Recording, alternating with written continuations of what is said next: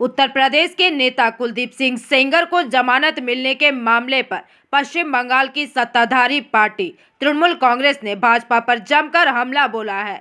सूत्रों से मिली जानकारी के मुताबिक टीएमसी की वरिष्ठ नेता और प्रवक्ता डॉक्टर शशि पांजा ने केंद्र और उत्तर प्रदेश की भाजपा सरकार पर तीखे सवाल खड़े किए हैं। इसके अलावा भाजपा के नारे बेटी बचाओ बेटी पढ़ाओ पर तंज कसते हुए उन्होंने आरोप लगाया कि भाजपा का असली उद्देश्य महिला सुरक्षा नहीं बल्कि बलात्कारियों को बचाना है। इसके साथ ही शशि पांजा ने कई आरोप लगाते हुए अपनी बातें रखी। इतना ही नहीं, टीएमसी ने केंद्र सरकार से इस मामले पर स्पष्ट रुख अपनाने की मांग की है। शशि पांजा ने कहा कि महिलाओं को सशक्त बनाने की बातें और अपराधियों को ढील देने के कार्य लोकतंत्र और न्याय व्यवस्था के लिए काफी चिंताजनक है।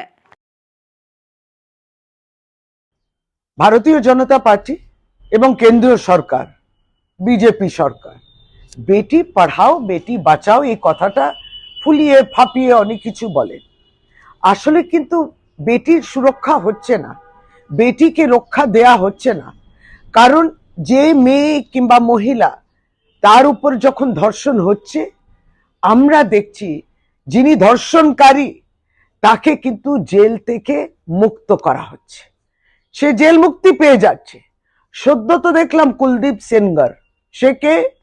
তিনি কিন্তু একজন নির্বাচিত ভারতীয় জনতা পার্টির বিধায়ক এবং এক সময় কয়েক বছর আগে মেয়েটি ছিল নাবালিকা, ধর্ষণ করেছিলেন এই ভারতীয় জনতা পার্টি এমএলএ।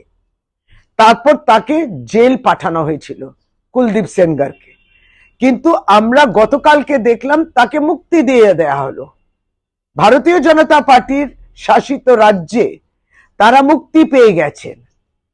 এই মেয়েটি এই মুহূর্তে প্রাপ্তবয়স্কা, কিন্তু যখন এই লড়াইটা চলছিল, ন্যায়ের জন্য লড়াই চলছিল, তার বাবা যখন মেয়ে যার উপরে ধর্ষণ হয়েছে তিনি লড়ছিলেন, লড়াই করছিলেন, তখন তাকে মেরে ফেলা হলো।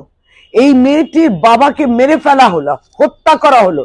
ভারতীয় জনতা পার্টির গুন্ডারা করে দিলেন তাদের নির্দেশে, বিজেপির নির্দেশে। তারপরে এই মেয়েটি যখন তার মামিমাদের নিয়ে গাড়িতে যাচ্ছিলেন কোর্টের উদ্দেশ্যে কিংবা হাসপাতালের উদ্দেশ্যে, তখন সেই গাড়িটাকে অ্যাক্সিডেন্ট করানোর চেষ্টা, সেটাও আমরা দেখেছি।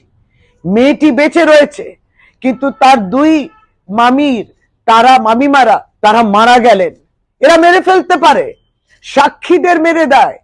যার উপর ধর্ষণ, যিনি ধর্ষিতা তাকে মেরে ফেলার চেষ্টা, আর যারা সাক্ষী তাদের মেরে ফেলার চেষ্টা, কিন্তু যিনি ধর্ষণ করেছেন তাকে জেল থেকে মুক্তি দিল। অন্যায়, অনেক বড় অন্যায়। আর ভারতীয় জনতা পার্টি নিশ্চুপ আছেন। আপনারা যে বলেছিলেন এক সময় যারা ধর্ষণ করে তারা অত্যন্ত সংস্কারী মানুষ, বিলকিস বানুর ক্ষেত্রে আমরা সেটা শুনেছিলাম।